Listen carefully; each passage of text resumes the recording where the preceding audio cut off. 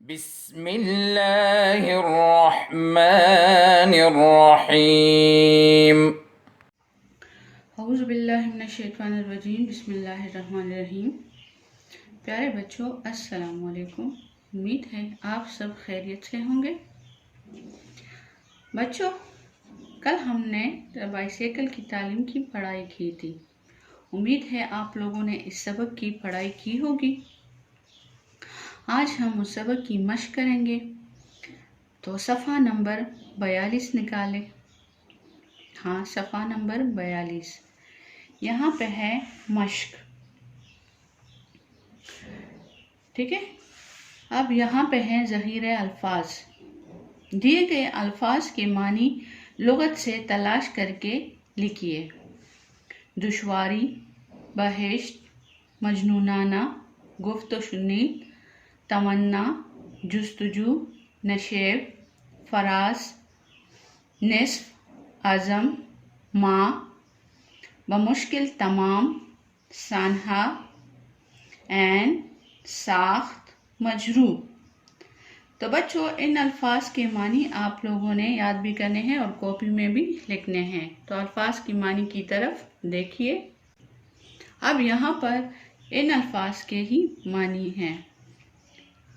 الفاظ معنی: دشواری، مشکل، بہشت، جنت، مجنونانہ، دیوانہ وار، گفت و شنید، کہنا سننا، تمنا، آرزو، جستجو، تلاش، نشیب، پستی یا گہرائی، فراز، بلندی، نصف، آدھا، عزم، ارادہ، ماں، ساتھ، بمشکل تمام، بڑی مشکل سے، سانحہ، حادثہ، عین، ٹھیک یا درست، ساخت، بناوٹ، مجروح، زخمی۔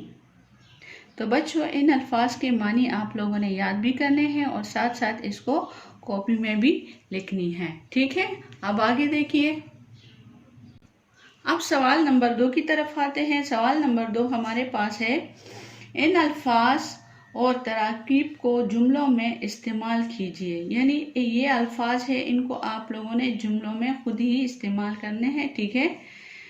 دشوار، کثرت، دلی کیفیت، مردانہ وار، عزم، ناگہانی، رفتہ رفتہ۔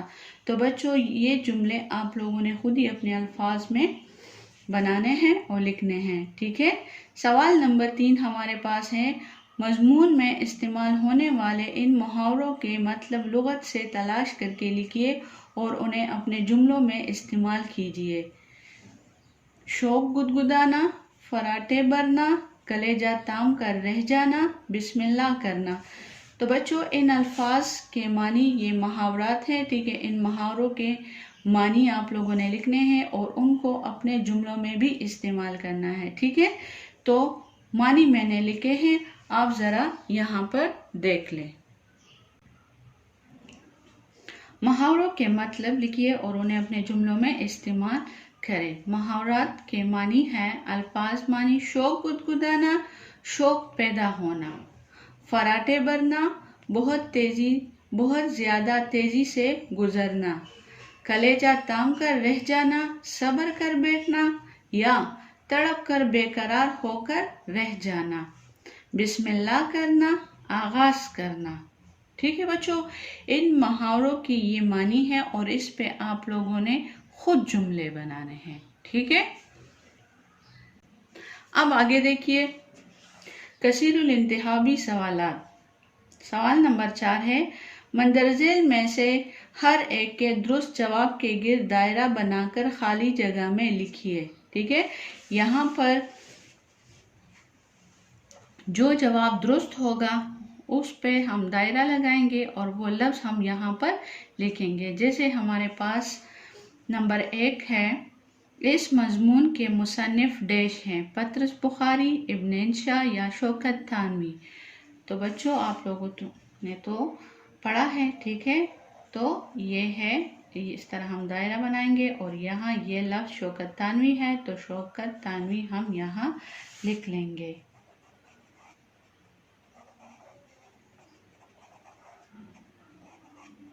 ٹھیک ہے. اب آگے ہے نمبر 2. مصنف نے اپنا سائیکل چلانا سیکھنے کا تجربہ ڈیش انداز میں بیان کیا ہے. کس انداز میں بیان کیا ہے؟ سنجیدہ، مزاحیہ یا علمیہ. ٹھیک ہے، ان تینوں میں سے. اب نمبر 3 کی طرف دیکھیے. مصنف اپنے ہم عمروں کو سائیکل پر فراٹے برتا دیکھ کر کیا کرتے تھے؟ خوش ہوتے تھے، پرجوش ہوتے تھے یا کلیجہ تام کر رہ جاتے تھے؟ اب ان تینوں میں سے جو صحیح ہو اس کے گرد دائرہ لگائے اور وہ لفظ یہاں پر لکھ لیں. ٹھیک ہے. سوال نمبر 4 ہے. سائیکل سڑک پر آرام فرمانے والے ڈیش سے ٹکرائی. کس چیز سے ٹکرائی؟ گھوڑے، مسافر یا گدھے؟ ان تینوں میں سے جو صحیح ہو اس پہ دائرہ لگائے اور لفظ یہاں پر لکھ لیں. ٹھیک ہے. نمبر 5 ہے. دو چار ہاتھ اب تو لب بام رہ گیا کا درست مصرع یہ ہے. کون سا ہے؟ دو چار ہاتھ جب کہ لب بام رہ گیا یا دو چار ہاتھ کل تو لب بام رہ گیا. ان دونوں میں سے جو صحیح ہو وہ یہاں پر لکھ لیں. ٹھیک ہے. نمبر 6 ہے. اس شعر کا پہلا مصرع یہ ہے. قسمت کی خوبی دیکھیے ٹوٹی کہاں کمند، یا کبھی بھول کر کسی سے نہ کرو سلوک ایسا. ٹھیک ہے. تو یہ پہلا مصرع اس میں سے جو ہے اس کا درست مصرع پہلا مصرع، یہ دوسرا مصرع ہے اور یہ پہلا مصرع ہے. ٹھیک ہے. تو اس کا دوسرا مصرع، ٹھیک ہے، وہ آپ لوگوں نے یہاں پر لکھنا ہے. ٹھیک ہے.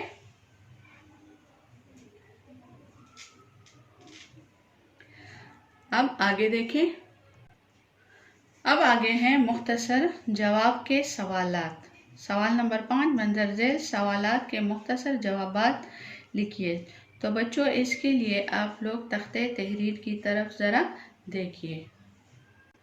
اب ذرا تختہ تحریر کی طرف دیکھیے. سبق نمبر 12، صفحہ نمبر 42 اور 43. عنوان بائسیکل کی تعلیم. مندرجہ ذیل سوالوں کے جوابات لکھیے. سوال نمبر 1 ہمارے پاس ہے. مصنف کے بزرگوں کو ان کی دلی کیفیت کا اندازہ کس طرح ہوا؟ جواب ہمارے پاس ہے. مصنف کے بزرگوں کو ان کی دلی کیفیت کا اندازہ اس کے اترے ہوئے چہرے اور مجنونانہ حالت سے ہوا. ٹھیک ہے. پھر ہمارے پاس سوال نمبر 2 ہے. سوال نمبر 2 ہے. مصنف کو پہلی بار سائیکل چلانے کا موقع کیسے ملا؟ ٹھیک ہے. جواب ہمارے پاس ہے. ایک دن کوئی صاحب سائیکل پر سوار ہو کر مصنف کے کسی بزرگ سے ملنے آئے تو مصنف کو ان کی سائیکل پر پہلی بار سائیکل چلانے کا موقع ملا. ٹھیک ہے. سوال نمبر 3 ہمارے پاس ہے. بزرگوں نے کیا طے کیا؟ جواب ہمارے پاس ہے. بزرگوں نے طے کیا کہ مصنف کسی پرانی سائیکل پر سوار ہو کر مشق کر لے، اس کے بعد نئی سائیکل خرید لی جائے گی. ٹھیک ہے بچوں. امید ہے آپ لوگوں کو ان سوالوں کے جوابات کی سمجھ آ چکی ہوں گی. اب آگے دیکھیں کتاب کی طرف. آپ سوال نمبر 4 کی طرف دیکھیے. مضمون کے اختتام میں ایسا کیا ہوا ہوگا جو ناقابل تحریر تھا؟ تو بچوں اس سوال کا جواب آپ لوگ خود ہی لکھیں گے، اپنے الفاظ میں لکھیں گے کہ مصنف کے ساتھ ایسا کیا ہوا ہوگا، ان کے گھر والوں نے اس کے ساتھ کیا کیا ہوگا کہ وہ اس کے لیے ناقابل تحریر تھا. تو یہ آپ لوگ اپنے الفاظ میں خود ہی لکھیں گے. ٹھیک ہے. نمبر 5 ہے. اس مضمون کا کون سا حصہ آپ کو بہت مزیدار لگا؟ نقل کیجیے. یعنی سبق آپ لوگ پڑھ چکے ہیں، اس میں سے کون سا پیراگراف، کون سی جگہ آپ لوگوں کو اچھا لگا یا بہت مزے کا لگا، وہ پیراگراف، ٹھیک ہے، وہ آپ لوگ لکھ لیں. ٹھیک ہے. پھر اس کے بعد ہے تفصیلی جواب کے سوالات. درجے سوالات کے تفصیلی جوابات لکھیے. سبق کا مرکزی خیال کیا ہے؟ تو بچوں آپ کے ذہن میں کیا آ رہا ہے کہ اس سبق کا مرکزی خیال کیا ہے؟ تو یہ بھی آپ لوگوں نے خود ہی کرنا ہے. ٹھیک ہے. پھر ہے نمبر 2، مندرجہ ذیل نثر پارے کی تشریح کیجیے، سبق کا عنوان اور مصنف کا حوالہ بھی دیجیے۔ یعنی یہ پیراگراف دی گئی ہے، اس پیراگراف کو آپ لوگ پڑھ لیں، ٹھیک ہے، سمجھ لیں اور اس کی تشریح خود کر لیں، ٹھیک ہے، اس کی تشریح کر لیں اور سبق کا عنوان بھی دے دیں کہ سبق کا نام کیا ہے اور اس مصنف کا حوالہ بھی دیجیے کہ مصنف کون ہے اس کے، ٹھیک ہے، اور یہ پیراگراف آپ لوگ پڑھ لیں اور اس کی تشریح بھی آپ لوگ خود ہی لکھ لیں، ٹھیک ہے۔ امید ہے بچوں آپ لوگوں کو سمجھ آ چکی ہوں گی۔ پھر بھی اگر کہیں پر آپ لوگوں کو سمجھ نہ آئی ہو تو مجھے واٹس ایپ کر کے آپ لوگ پوچھ سکتے ہو۔ تو آج کے لیے گھر کا کام یہی ہے کہ آپ لوگوں نے یہ تفصیلی جواب کے سوالات یعنی مرکزی خیال اور یہ تشریح اور ساتھ میں یہ مختصر کے 2 سوالات یہ آپ لوگوں نے خود ہی کرنے ہیں اور مجھے واٹس ایپ کر کے بھیجنی ہے، ٹھیک ہے۔ اپنا ڈھیر سارا خیال رکھیے گا۔ اللہ حافظ۔ اللهم انفعنا بما علمتنا وعلمنا ما ينفعنا وزدنا علما